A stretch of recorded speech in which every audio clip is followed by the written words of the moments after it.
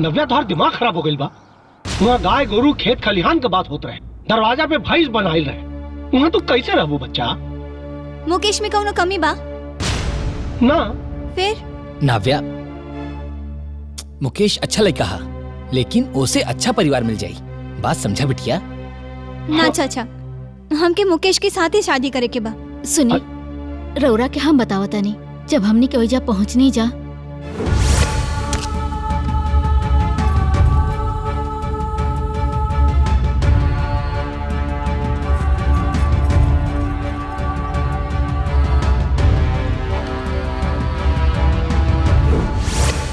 अब रउए बताई, रउआ परिवार में कैसे रह पाई? चाची, हमरा गोबर गाय घी दूध से का मतलब बा? हमार आपन घर संसार होई, हम अपना हिसाब से रहे और केहू के भी इंटरफेरेंस ना रही। पापा, हमारी शादी मुकेश से करवा दो ना। मुकेश बहुत अच्छा लड़का बा और हमके बहुत खुश रखबो। हम दोनों बहुत खुश रहे पापा, प्लीज पापा, पापा प्लीज हमारी शादी करवा दो। बेटा, तू पढ़ल लिखल समझदार लड़की बाड़ो। अगर तोहरा के इतना कॉन्फिडेंस है तब जैसन तू चाहू वैसे नहीं हुई, तोहर ब्याह वहीं हुई। थैंक यू पापा। गुनगुन, अरे चाची तोहरा खातिर का ले आयल बड़ी? दुगो खूब सुंदर कपड़ा ले आइल बाड़ी। रे पगली, दुगो ना 4 गो बा, गिले ना का? अरे हम तो देख ही ना गई ने। आई आई आई लोग आई हमार देवरानी की मुंह दिखाई करी, तेल तिलवान करी, सेनू टिकुली करी, दे नहीं करवाई हमार देवरानी से। भगवान हमरा के कितना भाग से दिन दिखौले बारे काकी, हम इतना खुश बानी ना। ए जी रवा एजा बैठल रह तो देवरानी कैसे आई? जाई जाई जाई। देवरानी आ गल तो हमनी के खतरे लगलू। अरे जाई ना। चल गुनगुन बेटा तनी चादर बिछावा, दादी लोग खातिर। चलो अरे रवा सब आई ना, अंदर आई।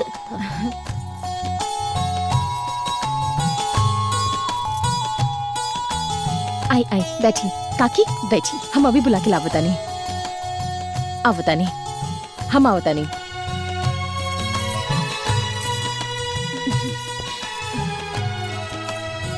नया नया आयल बाड़ू, माथा पर से लुक्का ना गिरे के चाहिए। चला अंगना में चला, गांव के माई बहन आइन बनी लोग। सुना, सभे बड़ बुजुर्ग बारन, यही से गुर लाग लिहा। हाँ, आज अब केहू मुंह देखे वाला लोग तो ना फिर आंख मूंद लिहल जाला, बुझलू?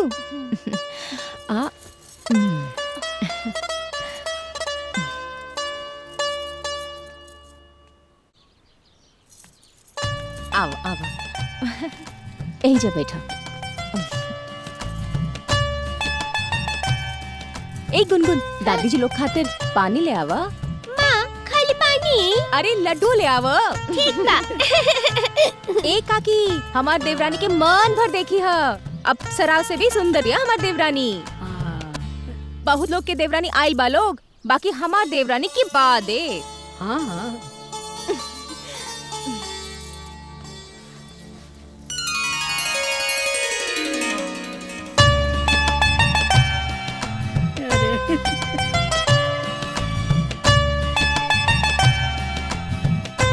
बारह सुना देवरान उतरले बड़ुए कलाती, सबके ऐसन भाग ना होला।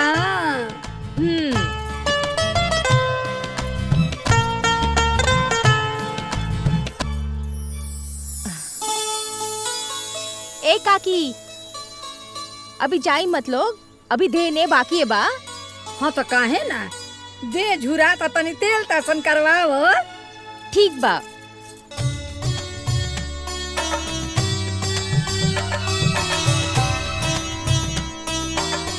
खुश रहा। दूधो नहा पूतो फला। हाँ हो, बड़ा सुंदर बिया। खुश रहा बेटी। जल्दी नया समाचार दो।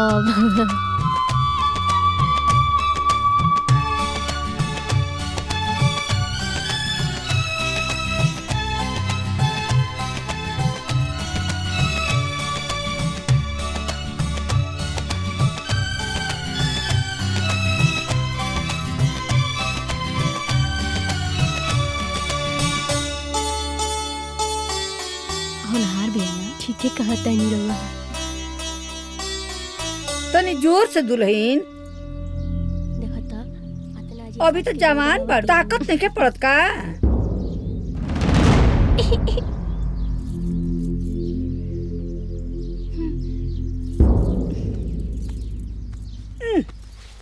का हो तहर माई बाप तो नहीं के सिखौले का? हई फूल सुंघबू तो देही के दौड़त जाई। अरे रहे दो। ऐसे काहे कहता नहीं काकी? हाँ तो का कही, एक तो देहियो ने के दबावे आवत। जाई दी काकी, बड़का घर से बिया, ये सब करे के ज्ञान नहीं खे ना। अच्छा सुनी, काल हमार देवरानी चूल्हा छुई है तो सब आ जाई लोग। हाँ तो ओल के तरकारी बनवैया, हमरा बड़ा दिन से खाए के मन करता। हाँ ठीक बा काकी, जरूर बनाई हमार देवरानी।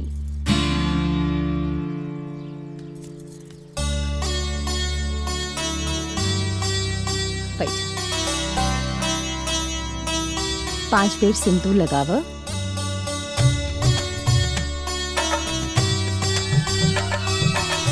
अब अक्षत रखा।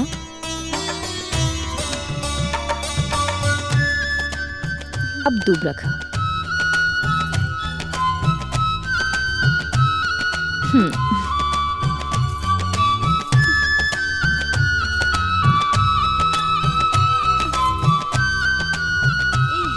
चाची कहाँ भाई? हाँ?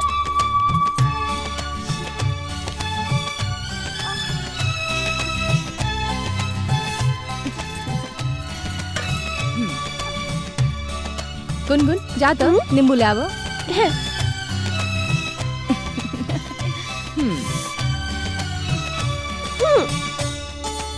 एक मिनट, चुटकी दो।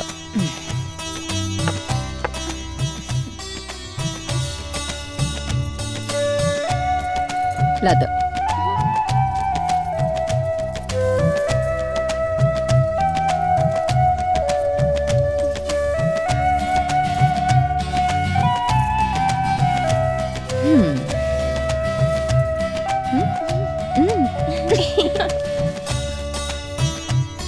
ला चुटकी, चूल्हा बजा ला। अब दीदी, जब गैस बा तो फिर चूल्हा में का है? चाची, काहे के माई के गैस से डर लागेला। हाँ छुटकी, एक तो डर लगेला, ऊपर से घर में इतना सारा लकड़ी बा, भग से आग जला लेला और भग से खाना बन जाला। और गैस में 27 को झमेला बा, कहीं आग धाग लग गईलस तो औरी आफत। अच्छा तो रुका, हम चूल्हा जला देता नहीं। हाँ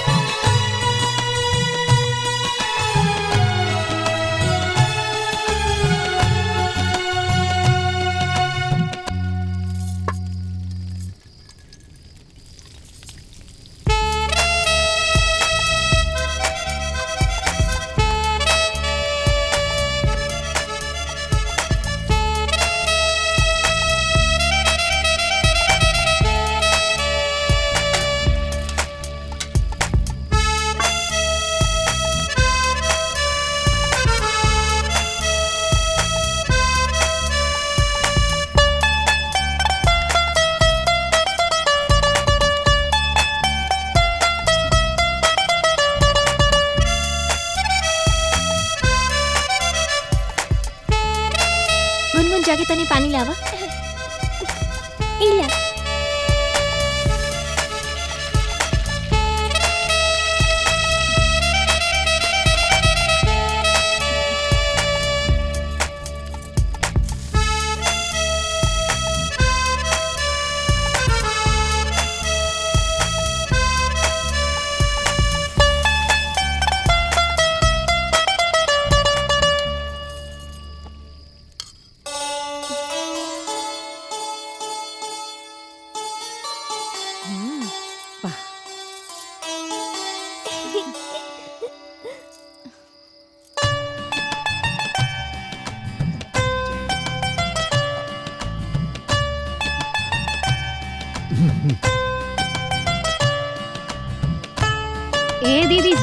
बिना नेक दिहले नानू खाए के जी।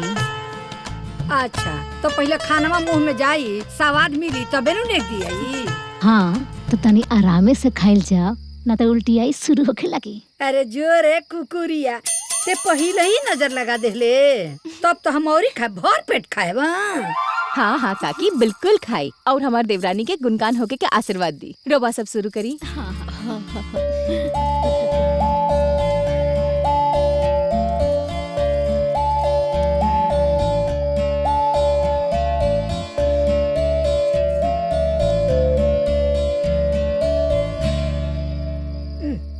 अरे जो ये कौन खाना हरे,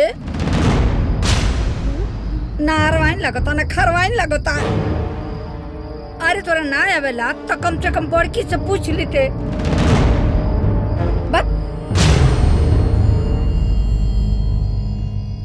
जाई दी काकी जाई दी, सीख ली।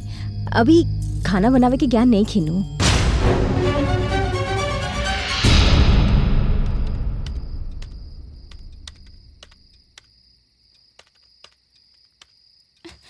भाभी के कितना ज्ञान बाजी। का हो गई? जब देखे तब ज्ञान नहीं खे, ज्ञान नहीं खे। अरे तब से हम हाथ जरा जरा के खाना बनाऊनी, मसाला पीसनी, सबके परोसनी, लेकिन केहू की ई ना दिखाई कि हमार का हालत भइल बा। जब देखे तब खाना में 100 गो नुक्स, और ऊपर से राउर भाभी श्री जेकरा के कख ग के भी भेंट नहीं खे, ओ हमरा के ज्ञान सिखाओ तारी। खबरदार जे बात दोबारा बोल लो। जवान पढ़ल लिखल पति के पढ़ल लिखल पत्नी बन के आयल बाड़ू, उहे अनपढ़ भाभी के देन हा। अरे तो कम से कम फिर वह बात। हम सब कुछ बर्दाश्त कर सकेंगे, लेकिन अपना भाभी की बेइज्जती कबो न बर्दाश्त कर पाई।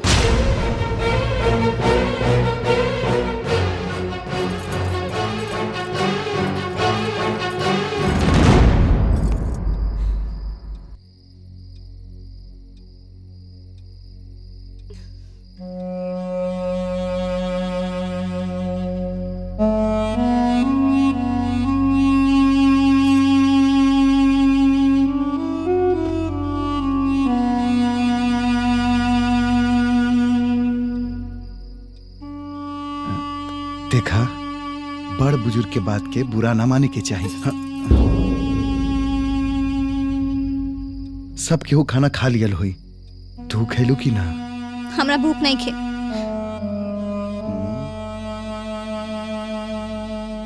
दिमाग के कूल करा, भूख अपने आप लग जाई। कहानी ना, हमरा भूख नहीं खे।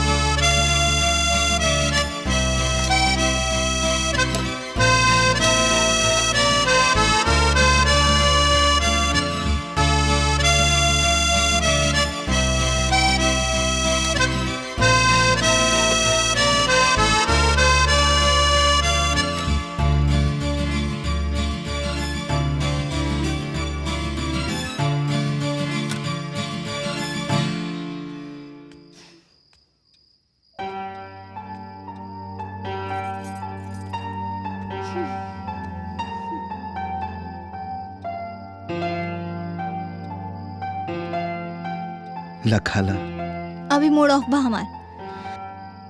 हमरा पे मूड ऑफ काला, बाकी खाना से ना खिसिया के चाहिए। लखाला नहीं के खाए के। देखा, खाना से नाराज होके के ना चाहिए। लोग कहेलन खाना के अनादर कहला से पाप लागेला। लखाला खाला ना तो पाप लागी। खाला खाला प्लीज।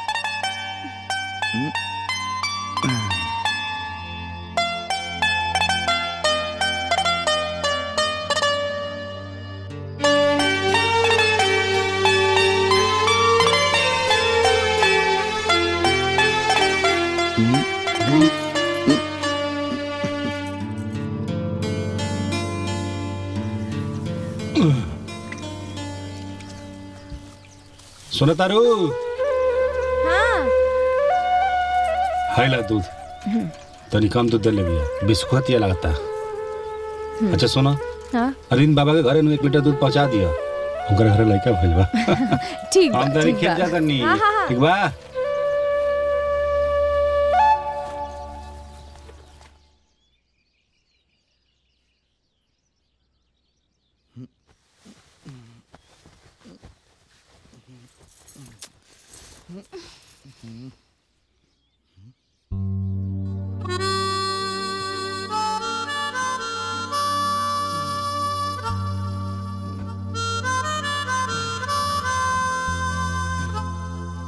ए नाव्या, नाव्या, का भइल जी? अरे उठा, 7 बज गई। भाभी अकेले काम करत हुई, जा जाकर उनकर मदद करता। अरे उठा।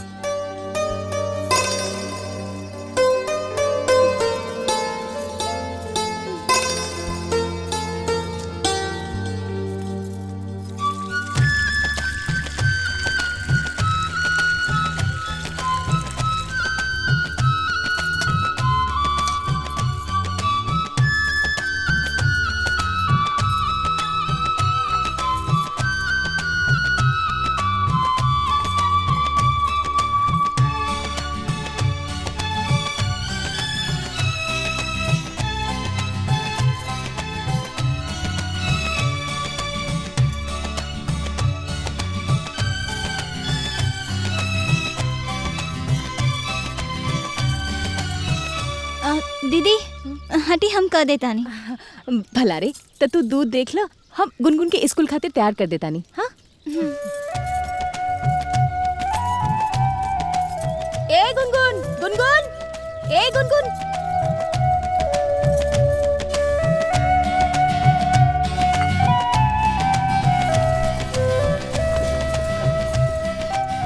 गुनगुन कहाँ रह गई लू? आवा बाल बना दी। आते ही मम्मी।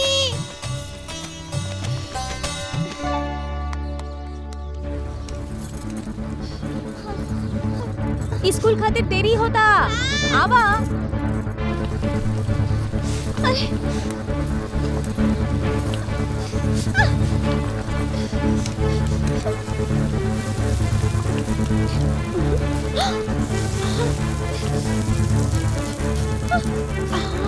मामा, चाची से दूध गिर गई, जल्दी आवा। हे राम, आए हो दादा, ये तो कुल दूध गिर गई। अरे बाप रे बाप, ए दुल्हीन, अरे यदि ना मालूम रहल तब बड़को से पूछ ले रह तू। अच्छा अच्छा, ठीक बा ठीक बा, आगे से ख्याल रखी हो, ठीक बा। ए बड़को, तनी देख ली हा। जाइदा छुटकी, ई सब तोरा से ना हुई, हम एजा देख ले। तू करी की तैयारी करा, हम तब तक भात चढ़ा देता नहीं। अच्छा, जब देखे तब ई ना हुई ऊ ना हुई, काहे ना हुई हमरा से। अब हम एकरा के करके ही दिखाई, बहुत हो गई लिंकर।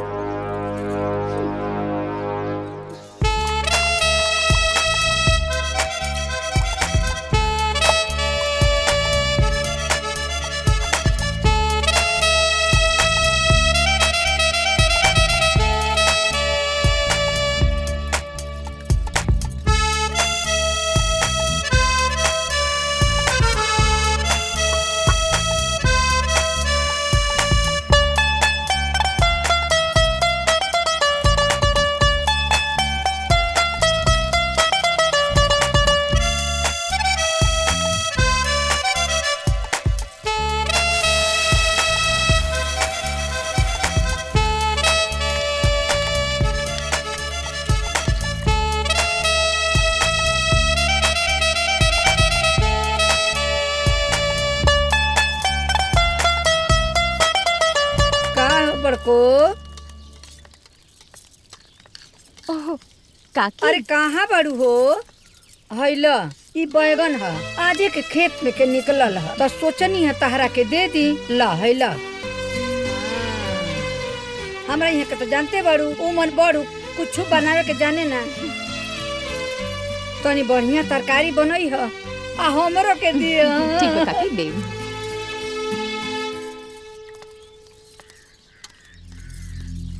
ई का हो? कढ़ी बनाओ तानी चाची। कढ़ी? ई कढ़ी है कि दही हो? अरे छुटकी, ई का बना देलू? हम फिर से बना देता नहीं दीदी। रहे द, तोरा से ना हुई, हम बना देता नहीं। ना ना हम बना देता नहीं। रहे द छुटकी, हम बना दे। तो हम दूसर कुछ बना दी। अरे छुटकी, एगो दूध गरम ना कर पावलू, इतना सब करी तोरा से न बन पावल। अब ई सब तोरा से ना हुई तो ना हुई, मान ल। ई सब करे के ज्ञान तोरा पास नहीं खे।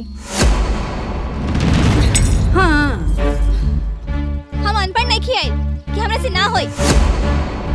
हम कौनो निकम्मा भी नहीं खी कि हमरा से ना होई। हर बात पे ज्ञान नहीं खी, तोरा से ई ना होई, तोरा से ऊ ना होई। का मतलब? तू कहे के का चाहता रू छुटकी? हम इंसान ना है का? काहे ना होई हमरा से? अरे तो होत काहे नहीं खे? तो हर बात में रवा के बीच में कूदल जरूरी बा का?